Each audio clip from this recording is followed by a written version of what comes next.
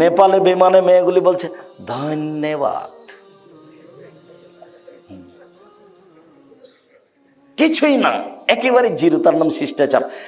আমার স্ত্রী আমার বোনদেরকে শিষ্টাচার শিখিয়ে দিবে। 3, ছেলে বলে তোরা জেলা হন না।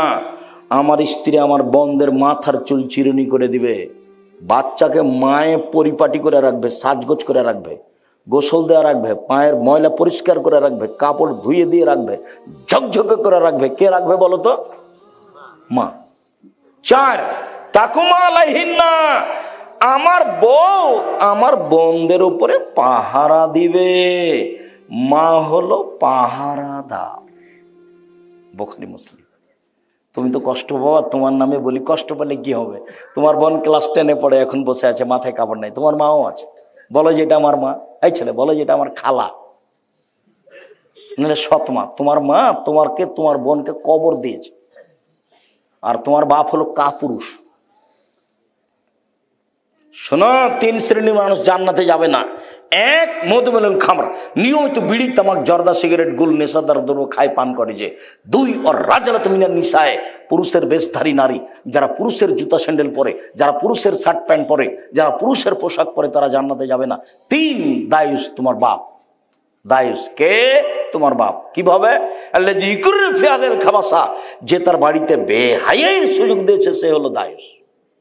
তোমার বোন ক্লাস 10-এ পড়ে, মাথায় কাপড় দিয়ে স্কুলে যায় না, তো দায়ুস আমি না তোমার বাপ। এত স্পষ্ট কথা কি বোঝা যায় না? খুব ভালো বোঝা যায়। তাহাজ্জুদ পড়েও লাভ হবে না। তাহাজ্জুদ পড়েও কি করবে? মেয়ে রাস্তাঘাটে ঘুরবে আর বাপ তাহাজ্জুদ পড়বে। ধর্ম পাগল হয়ে গেছে। धर्म की राजशाही चापाई नवाबगंज हवाई लड्डू दोनों हाथ में लड्डू है, जो चाहे उसका खा ले, जो चाहे उसको छोड़ दे।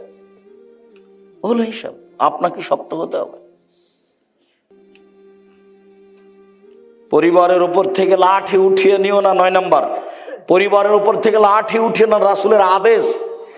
আমি আপনাকে উপদেশ দিচ্ছি, মজ আমি তোমাকে উপদেশ দিচ্ছি, পরিবারের উপরে লাঠি রাখো। আবার এসেছে লাঠি দরজায় ঝুলিয়ে রাখো। ছেলে মেয়ে দেখে বলবে বাবা একটু উল্টা চললে এটা। 5টা হাদিস আছে, সবটাই লাঠি, সবটাই লাঠি উল্লেখ করা আছে। সম্মানিত দিনী ভাই বোন, 1 নম্বরে কি ছিল? এগুলো আমাদের আলোচনা ছিল না, মূলত 1 নম্বর আলোচনা ছিল। 1 নম্বর আলোচনা কি ভুলে গেছে? শিরক করো না, জ্বালিয়ে দিলেও, হত্যা করা হলেও শিরক মহাপাপ। চলেন যে কয়েকটা সিরিজ দেখি।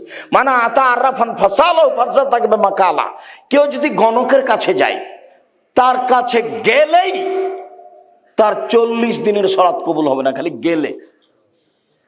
কেউ যদি গণকের কাছে যায়, তার বলা কথাকে বিশ্বাস করে, সে মোহাম্মদকে, কোরআন মাজিদকে অস্বীকার করলো। সে কত বড় পাপী। রাসূলুল্লাহ সাল্লাল্লাহু আলাইহি ওয়াসাল্লাম হালাকাতান বিয়াদ, আল্লাহ রাসূল একটা লোকের হাতে দেখলেন বালা, তামার বালা। এখানে অনেকের তামার বালা আছে, যারা কাজ করতে আসে তাদের হাতে তামার বালা আছে, নইলে ঘড়ি জাতীয় বালা আছে। আল্লাহ রাসূল বলেন এটা কি? আল্লাহ রাসূল আমার শরীরে একটু অসুস্থ ব্যথা আছে, সেই জন্য দিয়েছি। আরে এইটা দিয়ে তোমার ব্যথাই বেশি হবে, কমবে না, তুমি এটা খুলে ফেলো। তুমি যদি মরে যাও আর এটা যদি তোমার গায়ে থাকে, তোমাকে জাহান্নামে যেতে হবে। কেউ বালা অবস্থায় এখান থেকে উঠে যাবেন না। হাতে যা আছে রাবার বালা সব ছিঁড়ে ফেলে দিবেন এখনই। 1 মিনিট সুযোগ নেই। রেখে চলে গেলে, মারা গেলে জান্নাত হবে ইনশাআল্লাহ, রেখে জান্নাত হবে না। রাসূল সাল্লাল্লাহু আলাইহি সাল্লাম বলেন মান তালাকা তামিম ফাকাদ আশরাকা। কেউ যদি তাবিজ মাদুলি ঝুলাই তাহলে শিরক করলো। হুজুর যত বড়ই হোক, পাগড়ি যত বড়ই হোক, আলখাল্লা যত বড়ই হোক, কোরআন মাজিদ দিয়ে যদি তাবিজ লিখে দেয় তবে হুজুর মুশরিক, আর কাজ শিরক, বিনিময় জাহান্নাম। মাদুলি আপনার গায়ে, আপনার স্ত্রীর গায়ে, আপনার ছেলের গায়ে, আপনার মেয়ের গায়ে, গলায় কারো থাকবে না, 1 সেকেন্ড থাকবে না। যদি কবিরাজ বলে, হুজুর বলে যে এই বালা ছাড়া, তাবিজ ছাড়া আপনার স্ত্রীর গা থেকে জিন যাবে না, আপনার স্ত্রী বলবে মরে যাব তবুও বালা কি তাবিজ গায়ে দিব না। আরে 10 দিন পরে মরতাম, না হলে এখনই মরলাম। বেঁচে থাকতে থাকতে আর শেষে তো একদিন আছে নাকি? মালাকুল মউত আল্লাহকে গিয়ে বলছেন যে আপনি যে একটা লোকের কাছে আমাকে পাঠালেন, তা আমি তাকে জান কবজের কথা বললাম, এক থাপড় দিয়েছে, আমার যে এক চোখ কানা হয়ে গেল। আচ্ছা ঠিক আছে, তুমি তাকে গিয়ে বলো যে গাভীর গায়ের উপরে হাত দেন। তো উনি গাভীর গায়ের উপরে হাত দিলেন। তখন জিবরাইল মালাকুল মউত বলছেন, হাতের নিচে যতটি লোম আছে ততদিন আপনি বাঁচবেন। তখন মুসা আলাইহিস সালাম বলছেন তারপরে? বলে তারপরে মরণ। ও, তারপরে যদি মরণ তাহলে এখনই হোক। ইনি মুসা আলাইহিস সালাম এক থাপ্পড় দিয়েছিলেন মালাকুল মউতকে। হাদিস ঠিক, হাদিস বুখারী মুসলিম। চোখ একটা নষ্ট হয়ে গেছিল, এটা হাদিস বুখারী মুসলিম। কিভাবে কি এগুলো আমার ভাববার সুযোগ নাই। আল্লাহ রাসূল যেভাবে বলেছেন সেভাবে বললাম। তো তাবিজ দিয়ে যদি মরণ হয় হোক, কি আছে, 2 দিন পরে তো মরাই লাগবে।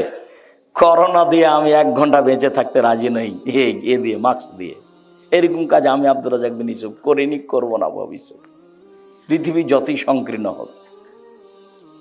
আমি যখন উঠে গেছি তখন বিমানবালা আমাকে বলছে মাস্ক লাগান, ধৈর্য ধারণ করো। মাস্ক লাগান, ধৈর্য ধারণ করো। আবার একটু পরে এসে বলছে মাস্ক লাগান, ধৈর্য ধারণ করো। আবার এসে বলছে তোমার চোখ ছিল না যখন আমি বিমানে উঠি, তখন তুমি আমাকে না করে দিতে পারোনি।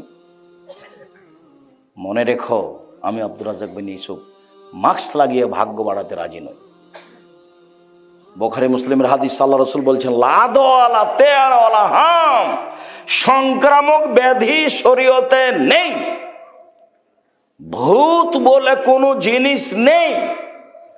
পেঁচার ডাকে কিছু হবে এই কথা নেই। অশুভ ফল শরীয়তে নেই। কার মুখ দেখে আসলাম যে কাজটা হলো না? কোন মায়া লোকের যে মুখ দেখলাম, কোন মহিলার মুখ দেখেছে সেজন্য কাজ হয়নি, এটা অশুভ ফল। এরকম কিছু প্রিয়তে নেই, ইসলামে নেই। আল্লাহ রাসূল বলছেন শোনো, লা তুদি শায়ান শায়া, একজনের রোগ ব্যাধি অপরজনের কাছে যায় না। কারো রোগ ব্যাধি কারো কাছে যায় না। কারো রোগ ব্যাধি কারো কাছে যায় না। 3 বার যখন বলা হয়েছে, পল্লীর মানুষ দাঁড়িয়ে বলছে আল্লাহ রাসূল যায় তো। এই কিভাবে যায়? একটা উটের যদি চুলকুনি ঘাও হয়, বাকি সব উটকে হয়ে যায়। এই যে দেখেন সংক্রামক ব্যাধি আছে। ও তাহলে বলো প্রথম জনকে কিভাবে হলো? তখন ও তার পল্লীর মানুষ কিছু বুঝে না, ও তখন আর কিছু বলছে না। বলো তাহলে প্রথমটাকে কিভাবে হলো? এটা আল্লাহ রাসূল বলছেন, এটা আর আমার আর আপনার কথা নয়। তখন আর কিছু বলছে না, তখন বলছে শোনো, কাতাবাল্লাহু হায়াতাহা মাউতাহা রুজকিহা মাসাইবাহা। আল্লাহ যখন মানুষকে সৃষ্টি করেছেন, প্রাণীকে, তখন লিখে দিয়েছেন 1 তার মরণ, 2 তার জীবন, 3 তার রুজি, 4 তার বিপদ আপদ করোনা ভাইরাস।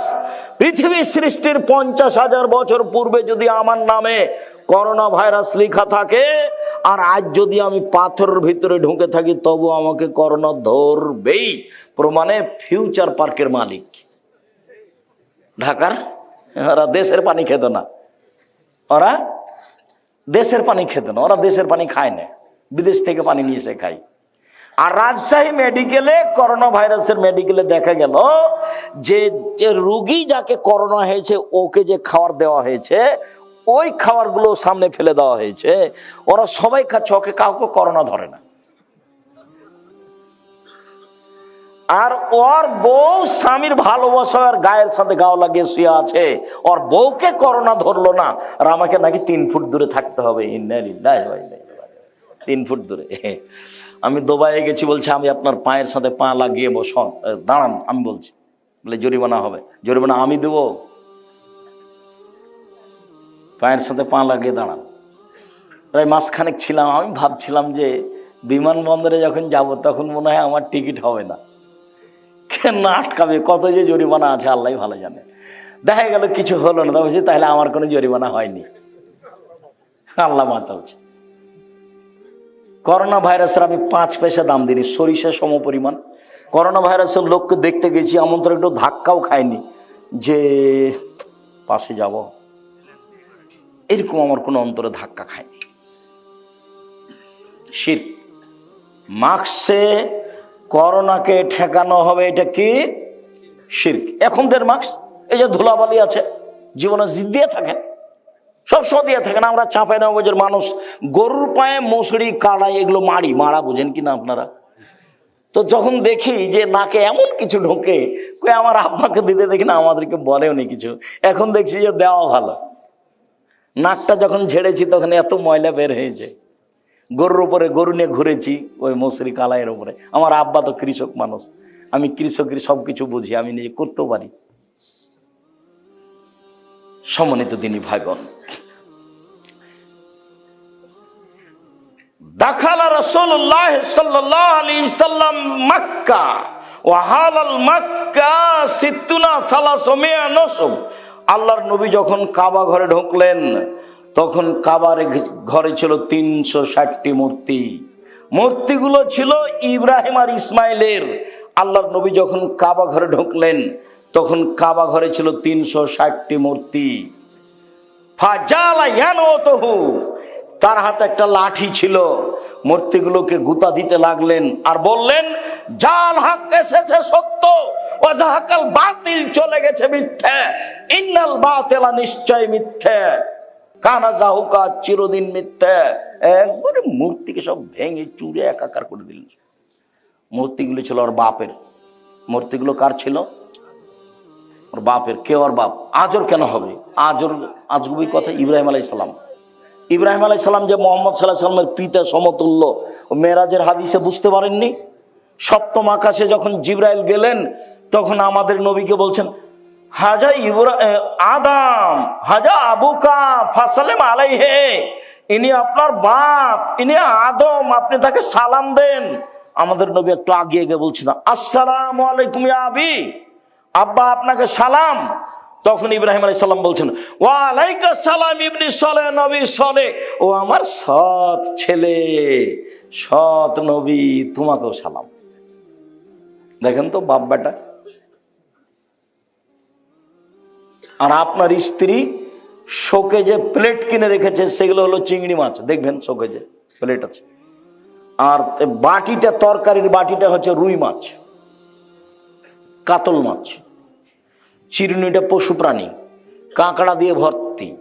যদি সত্যিকারী মুসলমান হন, মোমেন তো পরে, মুসলমান হলে আজকে বাড়িতে গেলে একটাও থাকবে না শোকেজে। যা আছে, পুতুল আছে, মূর্তি আছে, প্লেট আছে, সব ভেঙে ফেলে দিতে হবে। প্লেট ভেঙে ফেলে দিতে হবে। একবারে গিয়ে শোকেজ থেকে ওই বাটিটা যেটাতে রুই মাছ আছে একবারে দাঁত কিচমিচ করে ফেলে ভেঙে দিবা। তাহলে তুমি আসলে তোমার ভিতরে ঈমান আছে না, তুমিও মুনাফিক।